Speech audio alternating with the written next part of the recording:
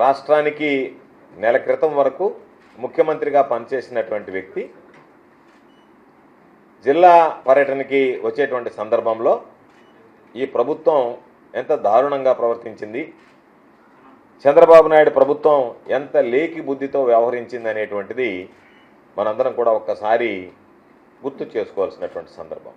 ఎందుకంటే జగన్మోహన్ రెడ్డి గారి పర్యటన ఖరారు కాగానే ఆయన ప్రోగ్రామ్ని ఖరారు చేసిన తర్వాత పోలీస్ పెరేడ్ గ్రౌండ్ అయితే భద్రతా కారణాల దృష్ట్యా బాగుంటుందని చెప్పి పోలీస్ పెరేడ్ గ్రౌండ్లో ఉన్నటువంటి హెలిప్యాడ్లో ఆయన దిగుతారు. హెలిప్యాడ్కి అనుమతి ఇవ్వండి అని చెప్పి జిల్లా కలెక్టర్ గారిని, జిల్లా ఎస్పీ గారిని కోరడం జరిగింది.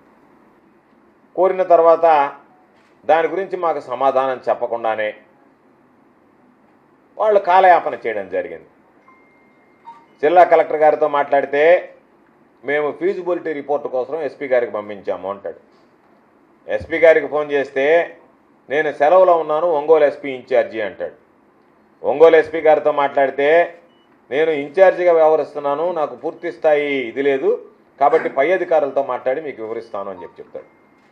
డీజీపీ గారితో మాట్లాడితే గతంలో అక్కడ ఎవరికైనా అనుమతులు ఇచ్చున్నారండి, పరిశీలించి మీకు మేము అనుమతిస్తాము, ఏ సంగతి తేల్చి చెప్తామని చెప్పి ముందు రోజు మధ్యాహ్నం వరకు ఎటు తేల్చకుండా అనేక రకాలైనటువంటి ఇబ్బందులకు గురి చేయడం జరిగింది. మరలా అడిగాం, మీరు ఇస్తారా, ప్రత్యామ్నాయాలు చూసుకోమంటారా, ఎందుకంటే మీరు కోఆర్డినేట్స్ ఇవ్వాలి, మీరు పర్మిషన్ ఫీజిబిలిటీ రిపోర్ట్ ఇవ్వాలి, ఎందుకంటే హెలికాప్టర్ ల్యాండ్ కావాలంటే ఆ ఏజెన్సీస్కి అనుమతులు లేకుండా వాళ్ళు రారు బయలుదేరని చెప్తే అది కష్టం మీద మాకు వచ్చినటువంటి సమాచారం పోలీస్ పరేడ్ గ్రౌండ్లో అనుమతి నిరాకరించారు అని చెప్పి వెంటనే ప్రత్యామ్నాయాలు చూసాం. కనుపర్తిపాడు దగ్గర ఉన్నటువంటి హై స్కూల్ ఆవరణ అడిగాం, దానికి సంబంధించి మరలా వెంటనే వాటికి అనుమతుల కోసం పెట్టి ఆ అనుమతులు మరలా ఒక్క ముందు రోజు సాయంకాలానికి అతి కష్టం మీద అనుమతులన్నీ మంజూరు చేయడం జరిగింది. సరే, జిల్లా పర్యటనకి జగన్మోహన్ రెడ్డి గారు వస్తున్న సంగతి తెలుసు, ప్రజలు వస్తారని తెలుసు. వచ్చేటువంటి ప్రజలను అనేక రకాలుగా వచ్చేటువంటి వాళ్ళని ట్రాఫిక్ డైవర్ట్ చేయడం, మనుషులను డైవర్ట్ చేయడం, నిరోధించడం, అన్ని రకాలైనటువంటి ప్రయత్నాలు జరిగాయి. అయినా సరే వేలాదిగా జనం తరలి రావడం జరిగింది. పాపం బహుశా ఈ జిల్లా అధికారులు అనుకున్నారేమో చంద్రబాబు నాయుడు గతంలో ప్రతిపక్షంలో ఉన్నప్పుడు కానీ అధికారంలో ఉన్నప్పుడు కానీ జనం పెద్దగా రాలేదు కాబట్టి జగన్మోహన్ రెడ్డి గారు కూడా మాత్రంగా అదే జనం వస్తారని చంద్రబాబుతో ఏమన్నా బేరీ చేసుకున్నారేమో. చాలా తక్కువ మందిని పోలీస్ ఫోర్స్ని పెట్టడం జరిగింది. అంటే అందరం చూసాం, భద్రత అనేటువంటిది నామమాత్రంగా ఇవ్వడం జరిగింది. అయినా సరే పోలీసులు కంట్రోల్ చేయలేనంత ఇది జిల్లా పోలీసు యంత్రాంగం సిగ్గుపడాల్సినటువంటి విషయం. జిల్లా పోలీసు అధికార యంత్రాంగం జనాన్ని ఎంత మేర సమర్థవంతంగా నిరోధించగలిగిందంటే నేరుగా జనం హెలికాప్టర్ మీదనే వెళ్ళి పడిపోయేటువంటి పరిస్థితి. జగన్మోహన్ రెడ్డి గారు బయలుదేరారు, మరో 20-25 నిమిషాల్లో నెల్లూరులో ల్యాండ్ అవుతారు. ఆ సమయంలో జైలు సూపరింటెండెంట్, జైలు అధికారులు ఫోన్ చేసి ఇక్కడ ఏది సెంట్రల్ జైలు దగ్గర జగన్మోహన్ రెడ్డి గారిని చూడడానికి జనం వచ్చేశారు కాబట్టి ఆయనకంత ప్రజాదరణ ఉంది కాబట్టి జనం అక్కడికి వచ్చారు కాబట్టి మేము ములాఖత్ రద్దు చేస్తున్నాము అని చెప్పి ఫోన్ చేశారు. మీరు ఏ కారణాల వల్ల ఈరోజు ఉన్నటువంటి ములాఖత్ రద్దు చేస్తున్నారో మేము అక్కడికి వస్తాం జగన్మోహన్ రెడ్డి గారిని తీసుకొని, మాకు చెప్పండి, ఇదిగో ఈ కారణాల వల్ల మేము ములాఖత్ రద్దు చేస్తున్నాము అని చెప్పి ఓ పక్క పోలీస్ యంత్రాంగాన్ని పూరికొల్పడం జరిగింది. జగన్మోహన్ రెడ్డి గారిని వీలైతే కనుపర్తిపాడు హై స్కూల్లోనే ఆపితే ఏ విధంగా ఉంటుందనేటువంటి ప్రయత్నం. ఈరోజు ఇక్కడ ఉన్నటువంటి పోలీసు కూడా జనాలు వేలాదిగా తరలొచ్చారు.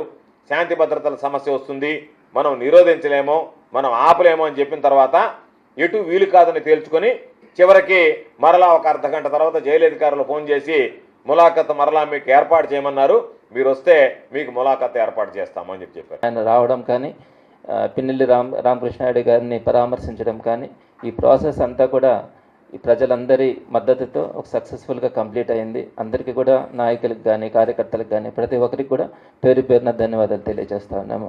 మే 13వ తారీఖున అంటే ఎన్నికలు జరిగిన రోజున ఈవీఎంను కనుక అతను అన్యాయంగా అక్కడ అది బద్దలు చేస్తుంటే అక్కడ ఉన్నటువంటి తెలుగుదేశం పార్టీ కార్యకర్తలు కానీ నాయకులు కానీ అలానే తెలుగుదేశం పార్టీకి సంబంధించినటువంటి మీడియా కానీ మే 21వ తేదీ దాకా ఎక్కడా కూడా దాన్ని ప్రస్తావించలేదు.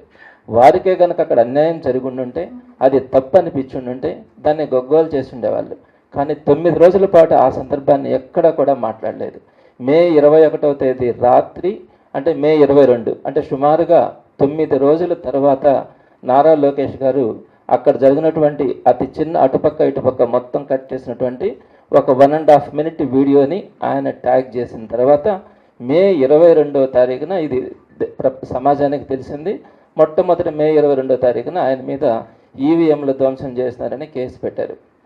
తర్వాత మే 13న అంటే ఎన్నికలు జరిగిన రోజున ధ్వంసం అంటే ఈవీఎంను ధ్వంసం చేశారు అని చెప్పబడుతున్నటువంటి రోజున మే 10 రోజుల తర్వాత మే 23వ తారీఖున అక్కడ 307 కేసు అంటే ఈయన హత్యాయత్నం చేస్తున్నారని 10 రోజుల తర్వాత రెండో కేసు పెట్టారు. అంటే మొట్టమొదటి ఈవీఎం ధ్వంసం చేసిన కేసు నిలబడదు, దాని మీద బెయిల్ వస్తుందన్న ఆలోచనతో 10 రోజుల తర్వాత మే 23వ తారీఖున 307 కేసుని అంటే అక్కడ ఆ ధ్వంసం చేసేటప్పుడు ఈయన హత్యాయత్నం చేసినాడని చెప్పి ఒక కేసును కూడా పెట్టడం జరిగింది.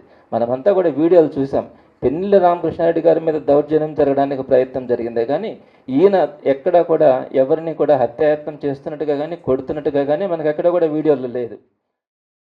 ఎన్ఎల్ హాస్పిటల్స్ అత్యుత్తమ వైద్య సేవలు సామాన్యులకు అందుబాటులో. అపార అనుభవం గల వైద్య నిపుణులు doctor Nagendra Prasad Kulari, managing director, గుండె వ్యాధి వైద్య నిపుణులు గారి ఆధ్వర్యంలో cardiology, neurology, surgical gastroenterology, orthopaedic, ప్రసూతి మరియు గైనకాలజీ, పల్మనాలజీ, జనరల్ మెడిసిన్ మరెన్నో పలు విభాగాల వైద్య సేవలు. అత్యాధునిక ఎక్విప్మెంట్ గల ఐసీయూ, ఆపరేషన్ థియేటర్, క్యాథ్లా, 24/7 ఎమర్జెన్సీ మరియు క్రిటికల్ కేర్, అడ్వాన్స్డ్ మిషనరీ గల ల్యాబ్, సిటీ స్కాన్, ఎక్స్రే, అన్ని కంపెనీల హెల్త్ ఇన్సూరెన్స్ సౌకర్యం కలదు. అందరికీ అందుబాటులో అత్యాధునిక వైద్య సేవలు అతి తక్కువ ఖర్చులో. ఎన్ఎల్ హాస్పిటల్స్, పివిఆర్ కళ్యాణ మండపం ఎదురుగా, అన్నమయ్య సర్కిల్ దగ్గర, మాగుంట లేఅవుట్, నెల్లూరు.